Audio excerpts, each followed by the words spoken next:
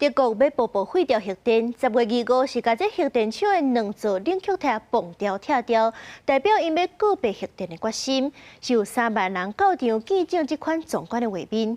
不过，自从罗西亚乌克兰的战争了后，欧洲的天然气供应就愈来愈无稳定，所以讲这嘛引起废除核电到底敢是正确的争议。 听到爆炸声音了，2座160公尺高的冷却塔先后倒来，现场拢是土沙烟。25个跳渡过程无到1分钟，和德国先后所制定慢慢淘汰核电厂的能源转型政策，踏出重要的一步。 Ja, sag mal so, ich bin in der Nähe hier geboren und habe immer gesagt, es muss Alternativen geben. Und ich habe mir für Jahre lang dafür eingesetzt, dass die Alternativen auf den Markt kommen. Und das haben sie ja Gott sei Dank geschafft. Und das Balkonkraftwerk für 500 € kann jeder sich leisten.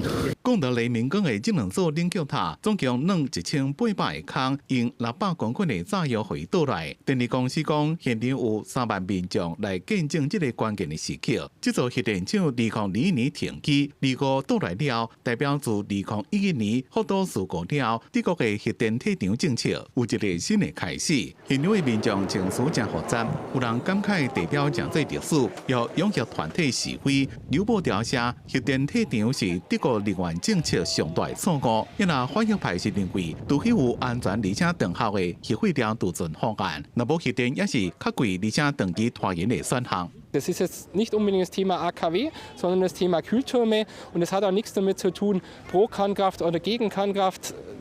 Hat aktuell gar nichts zu tun. Ich habe heute mit einigen Kraftwerksgegnern gesprochen, ich habe mit Kraftwerksbefürwortern gesprochen. Das Stimmungsbild ist überall ähnlich. Es geht das Stück Heimat verloren und das ist die Situation.